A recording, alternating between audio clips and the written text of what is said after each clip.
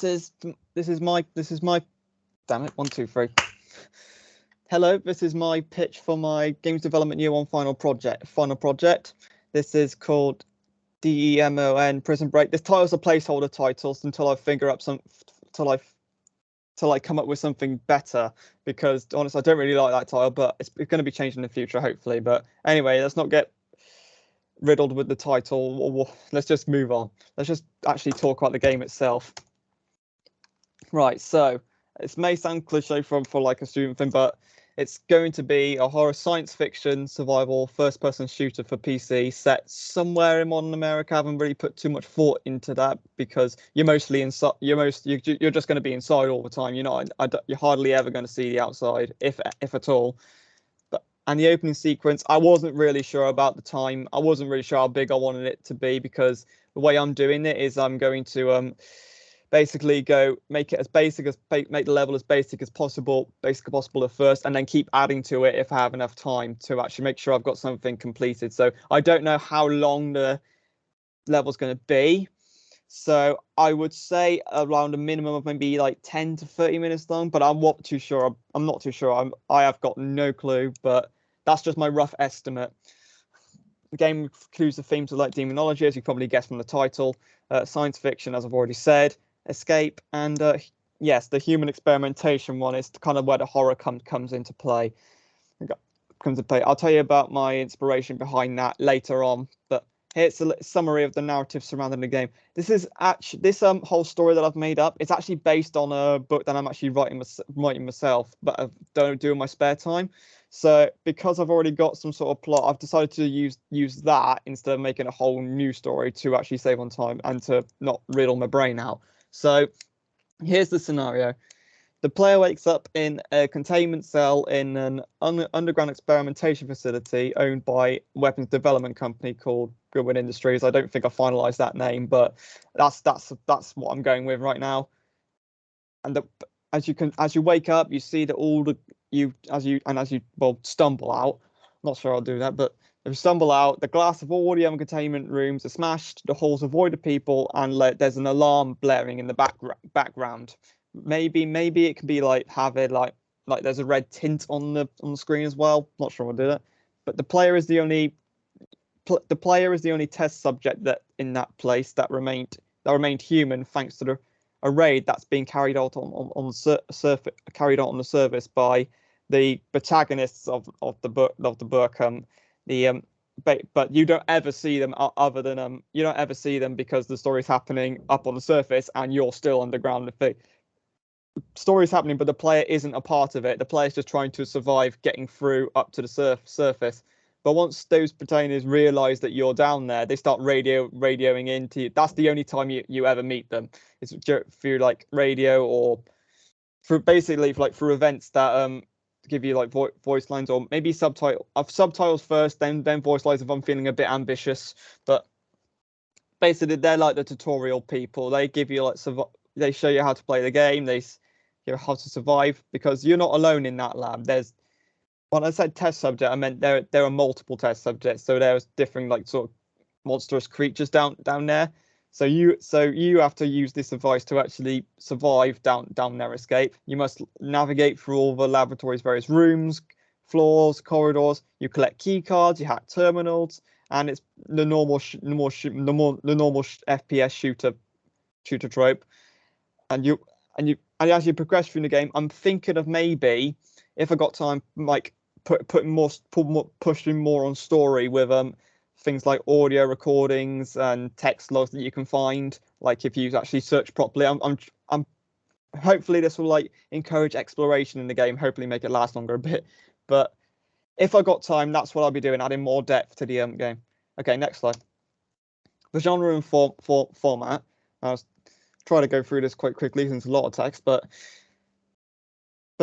to actually get the game to work with my chosen genre, horror, I will focus around the visuals, around making like consolidating a feeling of unease in the player. It's a low amount of lighting to obscure the player's vision, so you won't be able to see the enemies that are coming for you that well unless you actually look really close. But when you do get close, that's when the actual horror happens. The art style I've gone for realistic, but that all depends on my ability to actually make realistic. I don't have much experience of realistic asset development, so that would be like I'm going in blind to that. So I will. So yes, so I'm aiming for realistic, but my expectations are going to be like semi-realistic. So sort of like on the middle ground between cartoonish and easy cartoonish and hard realism. So, but yeah, realism is what I'm going for. It's set with, as I've already discussed, it's set in a decrepit, abandoned laboratory that has recently been evacuated after a containment breach. With I'm planning to excuse me, to evidence that to the player with things like bloodstained decals, like flopping like bodies, damaged walls, lights, space everywhere. It looks like something has happened to this, something bad has happened to this place, and it's been, but there's no people left. As for audio, this is where focusing audio is gonna, I think I'm gonna have the most effective. I've decided we'll have both ambience tracks and ambience, excuse me. The main source of ambience will be the sound for the air conditioning system. I'm planning to have play in the background, and the enemy creatures are going to have screeching noises as well. Obviously, tying in past project to this one, as well as gunshots for the player's revolver that I've already made. But meanwhile, the main music track that will play outside a battle will be like really quiet, very low, very droning, sort of like the same sort of music tracks that you get on modern horror games, where it's loud enough to hear, but it's quiet enough that you actually have to listen carefully. And there's a blend between the music and sort of obstructing other sounds that I need to be very careful on how I achieve. I may also create a battle track that will like increase the user's stress as they play like other horror games do.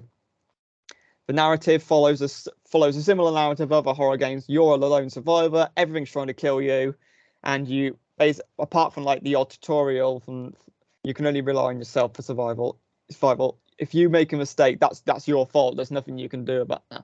So one wrong mistake can mean death for you in this game. So, and I'm hoping to maybe take a slow, methodical pace to encourage exploration, to find items such as ammo packs, health packs, key cards, terminals. Or I had the idea of redistributing power. I'm not sure how to do that yet. That might be another added-on feature that I'll do if I have time. I'll get to that later, but can find audio and text logs again. Another feature that might be added on. Everything's up in the air at this point, because it all depends on how much time I have once I get the basic thing done. So yeah, I'm hoping to realize all of this, but only time will tell. So let's go on to the inspiration behind this. I was inspired to create this game and its story mechanics by a lot of things: video games, shows, films. I've taken a lot of inspiration from different forms of media. But the redistributing power idea, I got that ironically from the Dead Space remake. As you can see in the bottom left there, the key card scavenging system, I got that from Doom.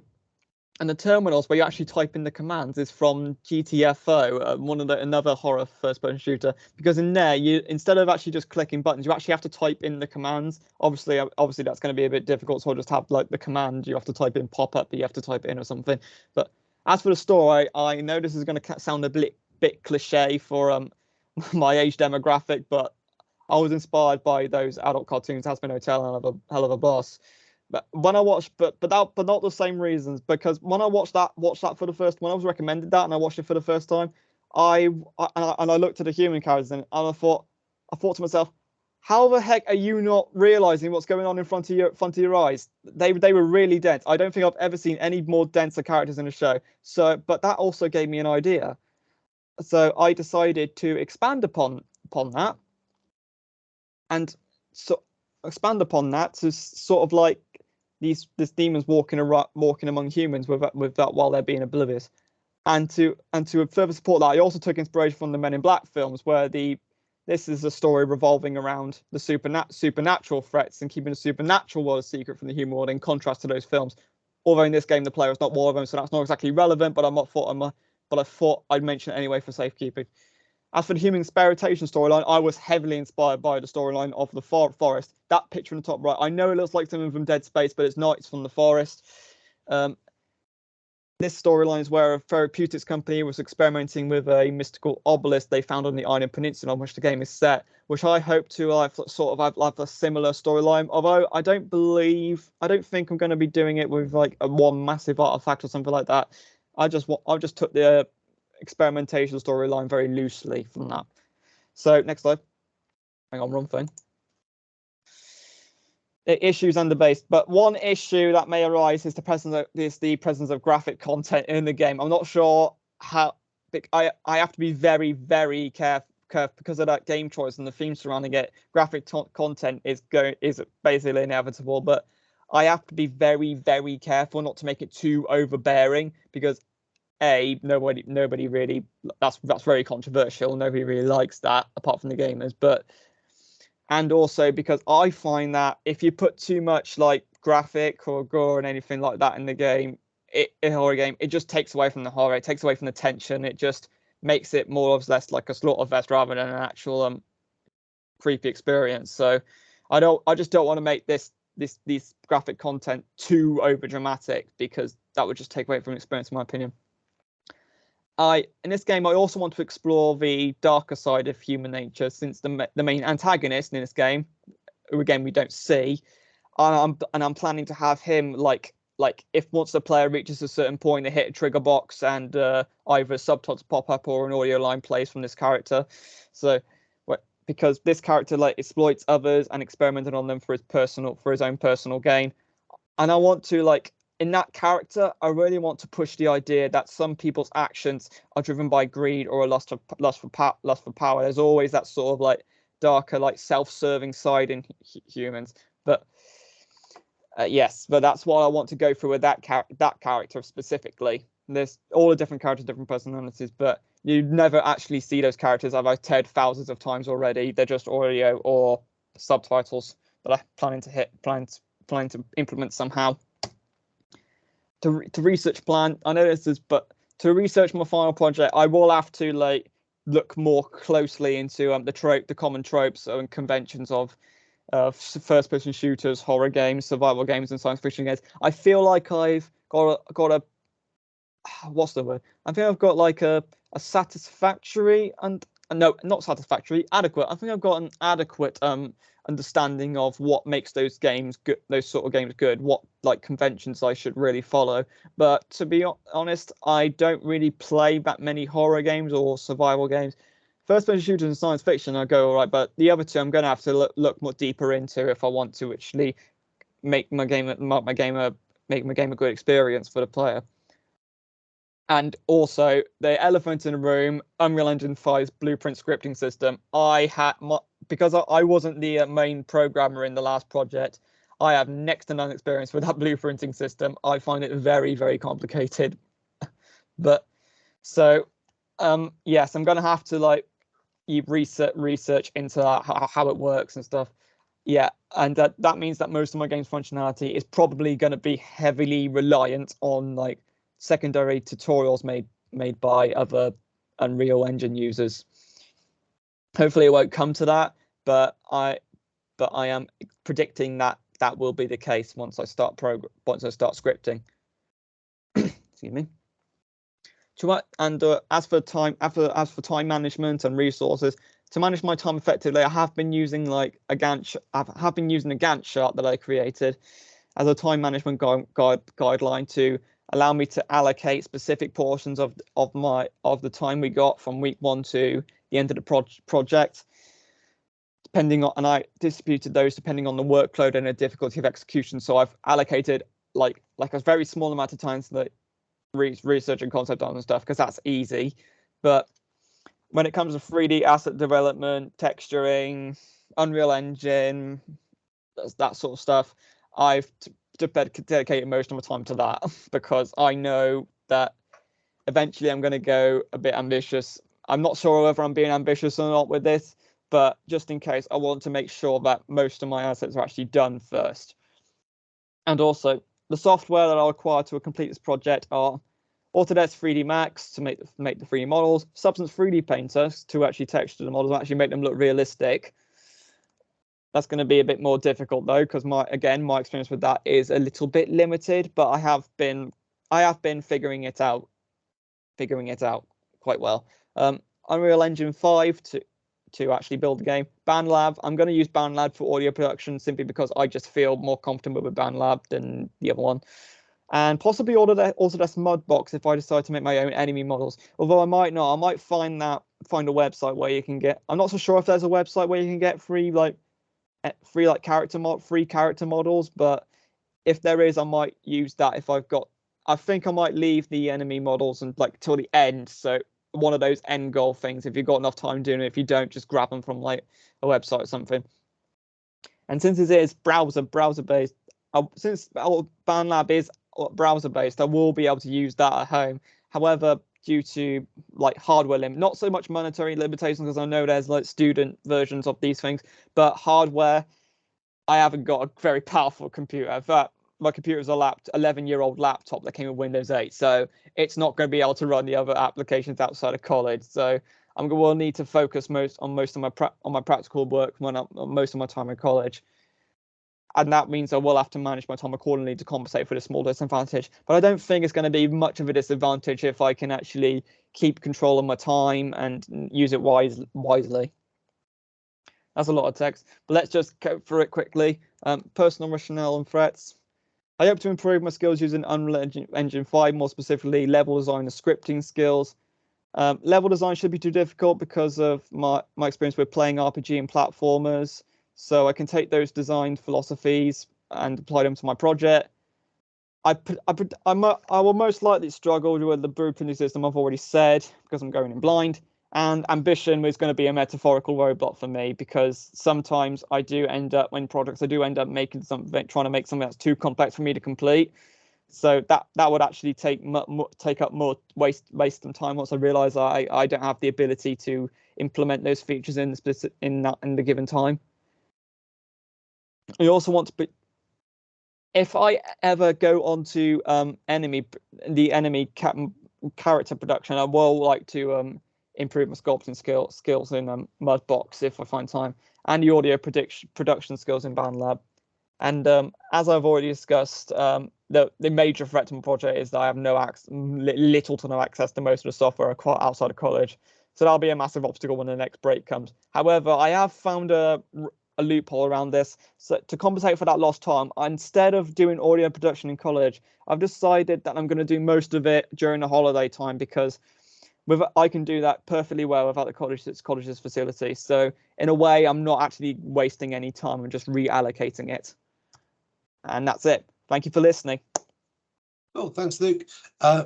So I guess really kind of my main thing to address. Teams has been irritating. Right. Okay. The main thing to address is, I think, you've got a big idea. Yeah, I know. That's what I mean about being base, like you doing it basic first and then adding loads of stuff on. Yeah. Because I know my ambition gets in the way a lot, but yeah, I think you need to strip it down. I'm going to rein it in on this final project and just do the bare bones first and then keep adding it on. This is basically just like what I could do, basically. Yeah. So you need to strip this down to what you actually are going to do, and that's the key thing. Because at the moment, in terms of the concept, good. You've got a clear concept. I like the idea. I like the narrative. You start off, you've got the mystery of what's going on. You've got the lab setting. You've got the thing going on the surface that's impacting everything else, but we don't really know what that is. It's very Bioshocky. It's very Doom 2016 style. It's very much like Prey. But I think, from what your original kind of idea is, talking about, okay, we're going to have environment design, and we're going to have monsters, and we're going to have animation, and we're going to have gameplay mechanics, and we're going to have key card systems, and we're going to have puzzles, and we're going to have audio logs, and we're going to that. Yeah, I should you're saying I should reword it. Well, you just need to shrink. You need to select the bits that you're actually going to be able to achieve, especially if you're saying, you don't have access to any of the software apart from the audio creation software outside the class. And remember, you lose 2 bank holidays, so you lose 2 Mondays. in the after Yeah. Easter. So I think you really need to just trim. The concept was good, but pull the idea down into something manageable. I would say your best thing to do is to look at the opening room of Doom 2016 as a Yeah. really good example of how to do kind of environmental storytelling in that scenario with a single room. There's audio going off as well, so you can have a look at that. And I would think realistically, what you want, let's take the core concepts of what you want to do and put it into an idea. So in the room, you Yeah. wake up in the room, that's your lab room. Yeah. And you've got audio going off, giving you some information that something's gone wrong, but not enough to really discern what's happening. In that room, there's environmental storytelling going on about what's been going on there with the experimentation. And you can include one collectible audio log. Yeah. Or data log. Or So it could be written. text log. Yeah, If text I log, don't yeah. get voice out. Yeah. And then you could have also in that room, the door is locked and there's a key card you have to pick up. Yeah. And then you can have that opens up the door and you go into a corridor, and in that corridor you can have more environmental storytelling. But I would think if you're going to model those things with detail, that would be enough. And then you've got your audio log, you've got a gameplay mechanic, you've got the environments, and you've built the narrative. I would say that's probably sufficient and doable within the timescale. Yeah. Because if you think where you are now, I'm gonna say it's 10 weeks, which I think is, yeah, it's 10 weeks including this week. Yeah. So really 9.5 weeks. You're gonna need to be able to have it pretty much ready for testing by the week before you hand it in. So I would think that's going to be doable. So the concept is good. You've got a really good contextual understanding of what makes those games. The things you're referencing to are spot on. The things that you would plan to have in it are spot on. But in terms of making a big complex level with all these things, it won't be achievable, especially when you start to get into kind of like, if you want monsters, you're going to have to get them, you're going to have to make them, you're going to have to animate them, you're going to have to give them AI to some extent, you're going to have to animate the actual shooting of it. That's really, that's a big job. And that involves a bunch of coding and blueprinting, which again, you said you're less confident. So don't set yourself up with too high a target. Yeah. Yeah. Got it. Cool. Okay. I just didn't want to have to use the first person template and have the gun shoot tennis balls. That's all. And that's it. Yeah, but then do you even need the gun in it at that point if it's just the opening part? And we're teaching the player about the world and moving around. So again, have you played Doom 2016? No. Okay. No, I haven't. So either get a copy of it or find some streams and just look at that opening, and it really does give you information about kind of what's going on. Okay. So I think, yeah, take the audio or data log, key card system, environmental design storytelling, and put that all into 2 rooms. Yeah. Okay. Yeah. And then if you find, great, I've done that and I've got 3 or 4 weeks, okay, then start to push to expand it. But you just gotta have that clear set goal of what are you working towards a finalized product for by the deadline. Okay. Okay. Cool. Okay. So with that then, I'd say look at BioShock a bit more. I know you've looked at it already. Yeah, I've actually started playing it actually. Great. I've actually started playing it. So think about how the data logs or audio logs are written and what they're telling you and how they tell you about the world. Think about how it uses environmental storytelling. Do the same for Doom 2016. Get a copy of it or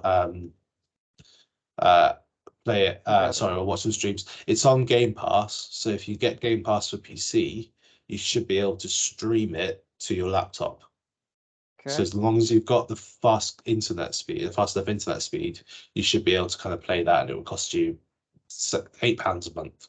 You just get 1 month of it, so it costs you £7-8. Okay. Cool. And then Prey. Have you played Prey at all? No, but I've heard of it. Yeah. So isn't that the one where it's like a first-person shooter, normal first-person shooter game, but both teams are also being hunted down by something? No. Or is that something else I'm thinking of? That's something else. Prey is a first-person shooter stealth game. It's made by published by Bethesda, made by the people who made Dishonored. What are they called? French company. Cannot remember for the life of me. Arcane. Arcane Studios. So Prey 2017, there's 2 versions of it. There's a 2006, there's 2017. They've got nothing in common, really. So Prey 2017 would be a good one to look at as well, because there's environmental storytelling going on there, and that first-person kind of sci-fi horror environment. And then I guess the other one would be Alien Isolation, which is just I know kind of that. horror. Yeah, cool. So it's just using them to help kind of build out your world. It sounds like you've got, that world quite well constructed. Yeah, that's why. It was pre-constructed. That's why I chose it. I didn't want to waste any time like making up a story. So I guess within that, then you've got kind of experimental labs. So it's about looking at games where they have those types of things as well. So the Resident Evil games would be a good example. Yeah. Yep. Cool. And then you had the forest, didn't you? Yeah. Yeah, with that big marker thing, thing. So similar things like that to help you build that environment. Okay, cool. I think the idea is sound. It's just now we shrunk it down. Go ahead with that. Yep, we've done it. Yeah. Cool. So what I'll do, Luke, is once this is processed, I'll download it and then I'll upload it and send it to you. You can add the video. So then I can put it on a website. Yeah. So then I put it on the website. Yeah, and add a reflection about how the pitch went, and also about what you are now going to do to adapt or adjust the idea going forward. So how are you acting on the recommendations I've given you? Okay. Okay. Perfect. Yeah. Okay. Great. See you back in the classroom. Bye.